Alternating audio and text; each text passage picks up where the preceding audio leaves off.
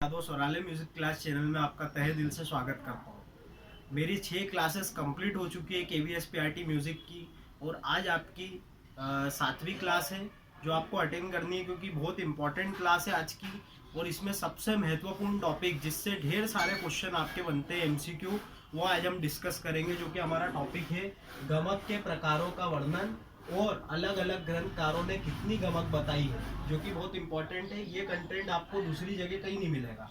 ठीक है, अब मैं बात करते हैं गमक के प्रकारों के। पहले हम थोड़ा सा उसके IMP कुछ पॉइंट्स हैं उसके बारे में डिस्कशन करेंगे। गमक के प्रकारों को पंचविध नाम से भी जाना जाता है। ये एक इम्पोर्टेंट चीज़ है, ध्यान रखिएगा। ठीक है, गमक के 15 प्रकारों को सारंगदेव जी ने बताया है उत्तर भारतीय संगीत में। अब ये जितने भी प्रकार हम डिस्कस करेंगे, इनको सारंगदेव जी ने बताया संगीत रत्नाकर ग्रंथ में। और दक्षिण भारतीय संगीत में गमक 10 प्रकार की है। ठीक है, ये आप याद रखिएगा। दक्षिण भारत का भी पूछ सकते हैं आपसे MCQ में कि गमक कितने प्रकार है, तो 10 प्रकार है। अब हम हमारे गमक के प्रकार डिस्कशन करते हैं। सबसे पहले तिरिप आता है, जो कि 1/8 मात्रा काल का है, मतलब 1/8 मात्रा काल में इसको गाया जाता है। इसका नाम तिरिप है, और इसे हिल्लोल भी कहते हैं। आज वर्तमान काल में इसे हिल्लोल कहते हैं, आप याद रखिएगा। स्फुरित दूसरे नंबर की गमक है, जो 1/6 मात्रा काल की है, और इसे गिटकरी भी कहते हैं। कंपित तीसरे नंबर की गमक है, जो 1/4 मात्रा काल की है, और इसे खटका भी कहते हैं। और लीन जो है वो 1/2 मात्रा काल की, और इसे ठहराव भी कहते हैं। आंदोलित 1 मात्रा काल की है, 1 मात्रा में कंप्लीट हो जाती है गमक, तो इसे आंदोलित कहते हैं। वली वलित नाम की जो गमक है वो वक्रत्व के साथ गाई जाती है। जैसे आपको पता होगा, एक गौड़ सारंग नाम का राग है जिसे वक्रत्व के साथ गाते हैं, तो इसी प्रकार से इस गमक को भी वक्रत्व के साथ गाया जाता है। त्रिभिन्न की बात करें तो यहाँ पे जगह नहीं थी, तो मैंने थोड़ा आपको समझाता हूँ मैं किस प्रकार से त्रिभिन्न होता है।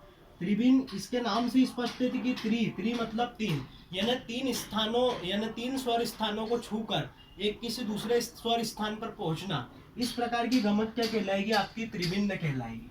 अगर मैं कुरुल की बात करूं तो कुरुल इसे घसीट भी कहते हैं। घसीट वर्ड आपको पता होगा, ये सितार में यूज होता है। ठीक है, अब आहत की बात करें तो आगे के स्वरों पर आघात करके लौटना, यानी गमक गाते समय आगे के स्वरों को छूकर वापस उस स्वर पर लौटना आहत कहलाएगा।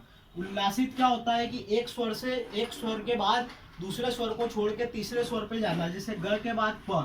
तो इस प्रकार की जो गमक है वो क्या कहलाएगी? उल्लासित कहलाएगी। प्लावित की बात करें तो प्लावित आपका होता है 3/4 मात्रा काल का, और ये मीर्ण के समान होता है। अगर हुम्पित गुम्पित की बात करें तो हृदय से जोड़ लगाकर गाने वाली गमक को क्या कहते हैं? हुम्पित गुम्पित कहते हैं। इसका बेस्ट एग्जाम्पल है ध्रुपद गायक। ध्रुपद गायक आपने देखा होगा, हृदय से जोड़ लगा लगा के गमकों को गाते हैं, तो ये हुम्पित गुम्पित हो गया। मुद्रित मतलब मुख बंद करके कंपन करके गाना, एक प्रकार से आप बोल सकते हैं हमिंग। हमिंग इसी का प्रकार है। और नामित जो होता है, नामित यानी कोमल कंठ से गाने वाली जो गमक होती है उसे नामित कहते हैं। मिश्रित की बात करें तो 2 या 3 गमकों का मिश्रण क्या कहलाएगा? मिश्रित गमक कहलाएगा। इस प्रकार से आपके पूरे 15 गमक के प्रकार कंप्लीट होते हैं। इसके अलावा मैं बात करूं कि किन किन ग्रंथकारों ने और क्या क्या कितनी गमक बताई है, वो आप देखें यहाँ पे। संगीत परिजात, राग तत्व विबोध और राग विबोध में 20 गमक बताई गई है। संगीत परिजात के लेखक है अहोबल, राग तत्व विबोध के हैं श्रीनिवास, और राग विबोध के हैं सोमनाथ। ठीक है, आप याद रखिएगा। भरत भाष्यम और संगीत समय सार में 7 गमकें बताई गई हैं। भरत भाष्यम के लेखक है नान्यदेव, और संगीत समय सार के लेखक है पार्श्वदेव। ठीक है, आप याद रखिएगा, बहुत इंपॉर्टेंट है। उसके बाद सदारंग चंद्रोदय में 25 गमकों का वर्णन किया गया है, जिसको बताया है पुंडरीक जी ने। इस प्रकार से हमारे सारे गमक के प्रकार कंप्लीट होते हैं, और किन किन ग्रंथकारों ने कितनी गमकें बताई हैं ये सब मैंने आपको डिटेल में बताया है। ये बहुत इंपॉर्टेंट टॉपिक है, मैं फिर से बोल रहा हूँ। आपके MCQ इसमें ढेर सारे बनते हैं, अलग अलग प्रकार से MCQ एग्जामिनर पूछेगा आपसे। अभी MCQ की भी अपन बात करेंगे, लेकिन फिलहाल इस चीज़ से आप काम चलाइए। अभी आगे मैं MCQ की भी एक क्लास लेकर आऊँगा।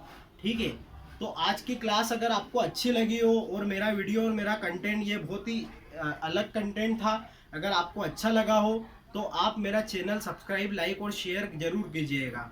जय Shri Ram, thank you so much.